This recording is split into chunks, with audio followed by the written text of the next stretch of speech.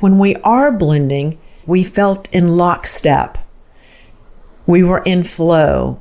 Perhaps we even felt like the conversation was a nice dance. We felt open, connected with, gotten.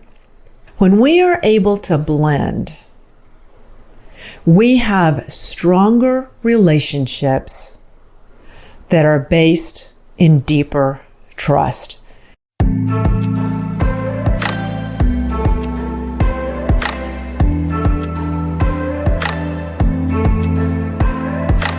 Welcome to Rise Leaders Radio. I'm your host, Leanne Mallory.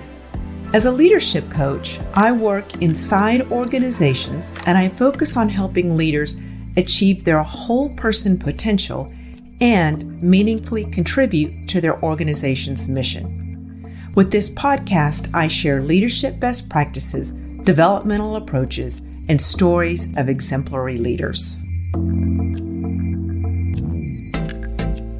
Well, hello there. I am so happy to be here with you today. I'm actually doing a solo episode today. I'm standing up at my new stand-up desk, just me and the microphone and some notes. And I tried to reduce the noise, but it is July in Texas, and so the AC is on, and I ain't turning it off. So this episode, it's inspired by work with some amazing clients that I'm working with who have taken on the challenge of blending with people that they work with, live around, and generally interact with in ways big and small. Now, if you're one of my clients and you're listening, this isn't about you specifically, but it might be. This episode is actually an amalgamation of many clients I've had over time. And let me start by saying that I take a deep bow to your willingness to engage in the difficult work of connecting with what others care about in a world that seems to value being right and getting things done quickly. So first, here's how I think about blending. Blending is an authentic willingness to be open to another person's concerns, to move with another person, to hear and understand their perspective. It's related to active listening, but it's not the same. When we're blending, we're actually exchanging ideas. We're listening and we're speaking. There are also elements of navigating conflict, but there's actually more than that as well. I learned the term blend from a teacher that I worked with for many years who is focused on embodied leadership. He used the Japanese defensive martial art of Aikido as a basis of his teaching. With that in mind, I want to start with the felt sense or the physical nature of blending first. We already describe blending in our communication with our language. There are examples that we use every day, or at least regularly, of blending and not blending. When we're having an experience of not blending or not being blended with, we may say that we feel pushed into something. We might feel stiff-armed or kept at a distance. We feel like we had the rug pulled out from underneath us. We feel like it was hard to reach or connect with the other person. And on the opposite end, when we are blending, we say we felt in lockstep. We were in flow. Perhaps we even felt like the conversation was a nice dance. We felt open, connected with, gotten. I'm wondering how this is landing for you. You likely have other descriptions. When we have the ability, when we've honed our skills to blend, the result is stronger relationships and deeper trust. Let me say that again. When we are able to blend, we have stronger relationships that are based in deeper trust. Just imagine what might be possible in your own life if you had more relationships that we're grounded this way. When I'm working with clients over time, I tend to listen to any things that are repeating themselves, any dynamics, any behaviors, any places where they get stuck. And when people are having trouble blending, here are some ways that it shows up. They might have a tendency to fix, advise, defend their point of view too often, argue, and protect. On the flip side, they may overly accommodate. They may acquiesce or capitulate, fold or comply. I think we've all had the felt sense or the experience of being with someone who just kind of disappeared. So they may also avoid, stay silent, or just hide. Again, this was my list, and I wonder what's on your list. The magic in all of this is in raising our self-awareness so that we can catch ourselves when we're blending well and not so much. Here are a few places for you to look. Again, these are things that I've actually seen or experienced in my own life. So someone expresses a complaint and you respond by reminding them of how lucky they are that things aren't worse. You might be in a breakdown and you go into a reactive command and control mode. Sometimes this is actually appropriate, but if this is your go-to, then you're probably missing the opportunity to blend with people and bring them in. Sometimes there are situations where the stakes are high and you feel on the spot.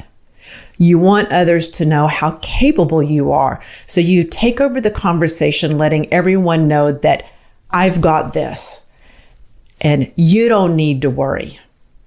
And when we do this, we will actually miss hearing what the other people are actually concerned about. We just jump right into action or into conclusions. Maybe someone is nervous or upset, and because you don't know what to say, you make light of it or brush it off or generally let them know that, life is hard or welcome to the big leagues. And as I say that, it just feels bad. It just feels like I haven't been heard. Finally, you may feel that a line has been crossed and you want it to be known that this is not okay. You get very stern and black and white about the way it's going to be. Again, you might still need to deliver that message, but there is likely some give and take that would also be helpful. So hopefully these examples have given you a little more to chew on. Now, if you're interested in learning to be a better blender, I've got more to share here. I'm going to talk about observing, reflecting, and then how to practice blending. What I suggest you do first is just take a period of time, make notes in your journal, and just watch yourself in action for a while. So just observe yourself. Notice what are the situations where you blend well and when you don't. I've given you clues already to look for. When you jump in to fix, advise, or shut something down, or when you move into complying and pleasing. The other thing I want you to pay attention to is any relationship you see between your ability to blend or not blend and your state of resourcefulness. And by that, I mean, have you slept well? Are you moving? Are you eating well? Are you generally providing the fuel and the resources that your body needs to show up well? Now, you reflect on these situations. Notice what happens to you physically in both when you blend and don't blend. So noticing where you get tense. Do you stop breathing? Do you notice butterflies in your stomach? And in your head, are you noticing some running narrative that accompanied this? And by that, I mean, what were you saying to yourself? What assumptions were you making? And what conclusions were you drawing? After this period of time, I invite you to choose the easiest situation or the easiest context and then practice blending. This next example may be the place for you, and it may not. So let's just say that you choose your life partner. So your life partner tells you that they're feeling frustrated by something. Instead of telling them how much worse it could be, try empathizing. You might say, "It sounds like you've had a series of challenging days. Do you want to talk about it?" Or, "How do you want me to be with you in this conversation? Do you want me to just listen? Do you want help solving it? Do you want me to ask you questions or coach you? Or again, just listen." If you think you could improve your blending skills, here's the next level process. When you're actually in the conversation with the person, remember to first connect to what you care about and the person that you want to be.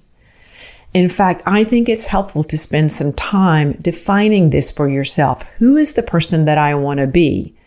And you might even define it by role. You can think about what you value, how you want to contribute, your sense of dignity and or your sense of equanimity. When you engage, be sure to center yourself physically so that you're not bringing additional tension to the conversation. So release any tension that you find and bring your body into the alignment it needs to be at its best.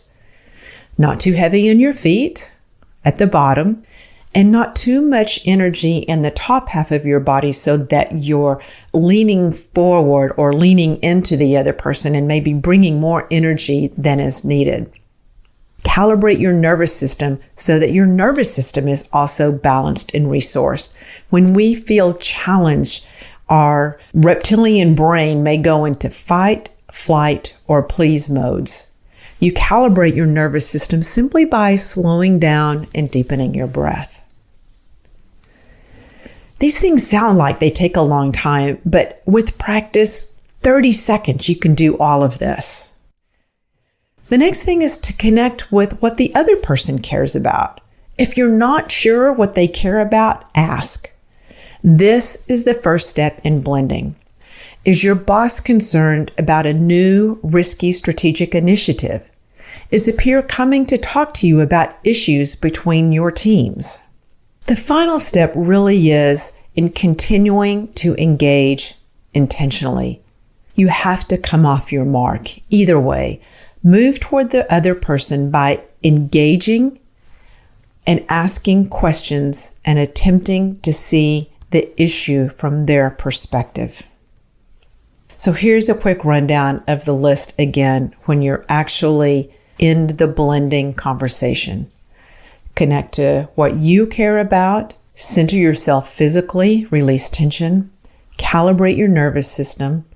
Now connect with the other person and engage by asking questions and attempting to expand your own perspective. I actually found an interesting website that speaks about this that you can find in the show notes. And of course, always to connect with me, you can do so through the website, www.rise-leaders.com. I hope you enjoyed this instructional episode, and I look forward to the next time that we're together. If you like what you heard today, subscribe to Rise Leaders Radio on your preferred podcast platform. Your ratings, reviews, and shares are also really appreciated. You can also visit rise-leaders.com for all the resources we talked about today and to work with me if you're committed to making your unique and positive impact. Thank you for listening, and remember, elevate your part of the world.